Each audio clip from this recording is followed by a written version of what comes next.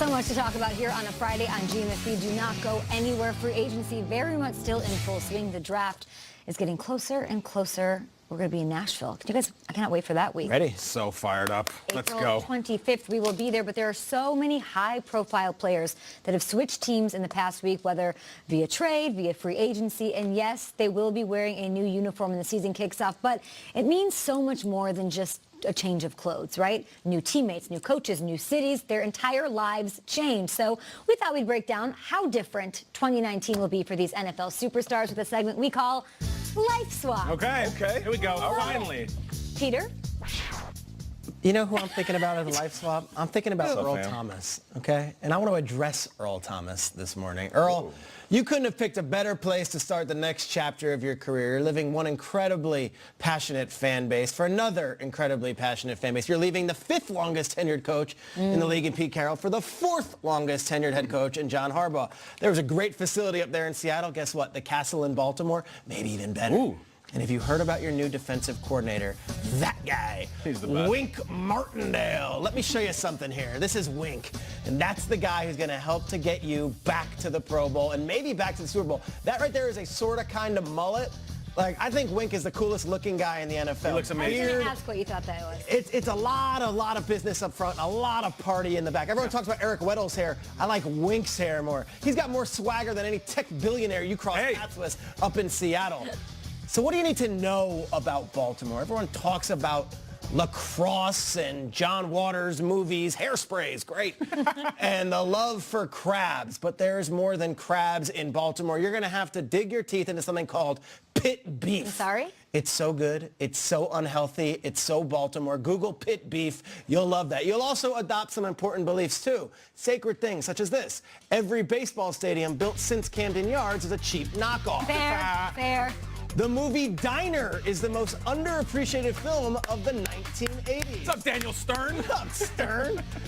The show The Wire, though not always the best look for the city, is a better HBO show than Sopranos or the Game of Thrones that everyone's talking about now. Johnny Unitas. Yeah. Better than Starr. Better than Staubach. Better than Montana. Better than Brady. He just gets left out because his best years were in the pre-Super Bowl era. Look at that arm. Raymond Berry, hello. Yeah. And finally, Ray Lewis, Ed Reed, and Joe Flacco do not have last names. They are just Ray, Ed, and Joe. They are like Madonna or Sinbad. One name, Ray, Ed, and Joe. And if you say that in Baltimore, that's what they know you're talking about. Because in Baltimore, if you really embrace that play like a Ravens mantra, and you really love that purple and black, this could all be second nature, and everything that you loved about the 12s in Seattle can be recreated in your new city. And maybe, just maybe, you someday can be known as just Earl. Or the other Earl, because Earl Weaver is already the just Earl. They got an Baltimore. They got an Earl Weaver. He's just Earl. But we'll get to him and all that another time. There's a lot to catch up on. Pit beef, Ray Lewis, and now you, Earl Thomas. Enjoy Baltimore. It's a great city. You're going to have a blast. Why have I never heard of pit beef? I've literally never heard the word. Have you? I don't know pit beef. What no. is that? You buy it on the side of the road, and it's like a brisket of sorts, but it's a very Baltimore thing. And I think they take kind of sensitivity to the whole crab cakes and lacrosse, like Bradley Cooper, Wedding Crashers thing. There's more to Baltimore. Pit beef. Yeah. The Wire. Okay. The Wire. That's all Just you're Earl. I like it. All right, for me, I want to talk to Le'Veon Bell. All right, going from Pittsburgh to New York, New Jersey market. Now, there's some similarities between these two places. One, very blue collar. When people wake up and they hustle and they get what they want, down to their knuckles bleeding. And you know about that. Over 400 touches in one season. Like you're a workhorse. You can identify with both places. So that's where the similarities lie. As far as success, it's a little bit different. Story franchise in Pittsburgh, they know what it's like to win more recently. Now, off the field, this is where me and you connect, Lev, because I know you're more than just a football player. You're a brand, baby. You're not just a brand, you're a rapper. And you know, you think of Pittsburgh rappers, you think of Wiz Khalifa, rest in peace, Mac Miller. But when you come to New York, New Jersey, It's different, man. There's a legacy here. You know, way back to KRS-One and Rakim, Wu-Tang Clan. We're talking Redman. I mean, we're talking Big L, Big Pun, Biggie. Rest in peace, more recent Nas and Jay-Z. Now, I'm not saying you're them. I'm not saying you can rap like them or you're going to have a legacy like them in hip-hop. But what I am saying, with all this said, and recently you dropping Life is a Gamble, your new album, I'll give you a plug. You got to be a better rapper than some of the ball players that are from this area. And that's all I care about. Ooh. Two guys come to mind. New York Nick, Amon Shumpert, when he played here, dropped albums, dropped songs, dropped videos. And he had bars. You got to be better than Amon Shumpert. And next, this one is a little bit tougher.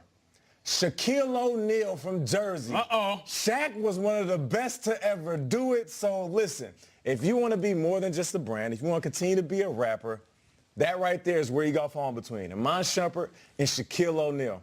Of course you're going to be a great football player. I can care less about what you do on the field because you're going to ball out. But if you're really going to rap, I need you to spit bars, fam. Leave the mumble rap alone. Let the young generation have that. So that's the differences between Pittsburgh and coming to the East Coast. I'm talking about the true heart of it, the heart of hip-hop, the mecca of hip-hop. All right. Threw down the gauntlet. You know I think what you're just We've done basically it saying to before. Le'Veon is, what's up, Doc? Can we rock? That's right? it. Can we rock? Fushnickens. You feel me? I'm not Alonzo Mourning. I'm not Christian Laettner. Hey, bars. I'm going to talk to Antonio Brown, all right? Because from Pittsburgh to Oakland, and there's actually a lot of symmetry going on with his lifestyle change. For example, AB, in Oakland, they have a sport called basketball, professional basketball. They don't do that in Pittsburgh. And just go to a Warriors game, they score a lot of threes, just like the Steelers are going to do now that you're gone. So there's a symmetry there, okay? I believe you're going to play in a place called the Oakland Coliseum, where you're going to play on dirt, which is what Steelers fans think your reputation is now and what they were shoveling on you as you left, okay? So you see that. At some point while you're in Oakland, you might feel the ground start to shake. That is not your quarterback stomping his feet because you didn't run your route right. That was on the East Coast. It's called an earthquake. Do not panic. You're also going to play. You're coming from a stadium that is named after ketchup. You're probably going to be playing a lot of ketchup this year, especially against the quarterback who puts ketchup on his bone-in filet. It's going to be tough against Kansas City. You got to show up that day. And lastly, Pennsylvania's got great beer that you're leaving behind. But you are going to the Central Coast towards Northern California, the greatest wine in the world. And I don't think Antonio's probably a big drinker. Just do me a favor and just go get some Estate Riesling, because it gets on your tongue and it just does that. It just dances so delicately. Oh, it does the thrust K, it does the backflip, it does all of that right there. And Antonio, in closing, I think at this point in your career, it would really be nice to have some wine that doesn't come from your quarterback. So I would just go and have that, and I think it'll go down easy. Enjoy it. Oh, right? You went there. How could you not? Earthquakes in Pittsburgh are Ben Roethlisberger's feet stomping. You're supposed to run the rat cloud in the end zone. Bye, best player I've ever played with. So in the dark night, that's really Big Ben backstage while Hines Ward's running on the field. Not happy. Bane. That's it. I'm going to talk about Odell here, going from where we live, New York City, all the way to Cleveland, where I think I've only been once. I know you played there for a little bit. Shregs, you're a New Yorker. So let's size up these differences, because I'm seeing way too much on Twitter. Good luck leaving New York and carrying your brand, and good luck going to a small city with nothing to do. That's simply not true. There's a lot of benefits to going to Cleveland, and I think Odell is a better fit for there, starting with something sort of superficial but that I like. We know Odell's one of the highest paid wide receivers. He's working on a new deal. Maybe he'll end up being the highest paid if that deal does happen with the Browns. The cost of living there alone is just one of the first things I think of. So I thought we could do a little Price is Right action. Okay. All right, let's start with Nate here. I looked up the cost of things in Cleveland versus New York. I'm going to show you the Cleveland cost of something, and you tell me what it costs in New York. You ready? All right. The average price for a 3-bedroom apartment is about $1,870 per month in Cleveland. What do you think it is in New York? Oh, that's easily about $9,000. $9,000. What is the answer? I actually don't know. What is the answer? What is it? $9,600. Oh! Where are you living? $9,000. I've been to Schrager's place. Yeah, right. Next to De Niro and Tribeca. Yeah, exactly. Schrager has a right. whole room for his Emmys. All right, so he'll save wherever he lives, right? Wherever he lives down there, it'll be a little bit better. Peter, the average cost of a gym membership talking up my alley. is about $34. It's about $34 in Cleveland. Annually? All right. What is it? $34? No. For a $34 month. For a month. Schrager. Average Joe gym? Yeah. What is it in New York per I'm month? thinking about the gyms that I see. I'm going to say about $130 a month in New York to join a gym. $130 a month. Let's see. Survey says $82.32. Okay. I mean, there are certain establishments I wouldn't dare step foot in that I guess we're including in this list. People aren't all going to Peloton, my friend. It's not happening. Is one of them on a planet? And Kyle. Yeah. That's not a planet. Kyle, It's got many hours in the day. A loaf of bread. I get the bread question. Peter gets the gym. Yes. Go on. $168.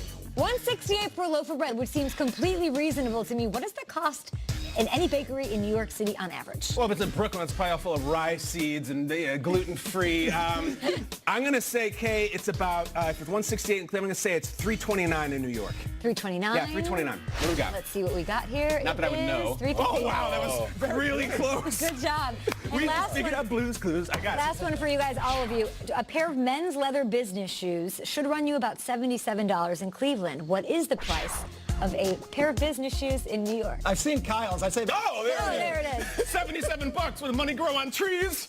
So here's the deal. Yes, this is cute, and the cost of living's obviously down. Not that it really matters to him, but I'm sure it does matter to players anyway.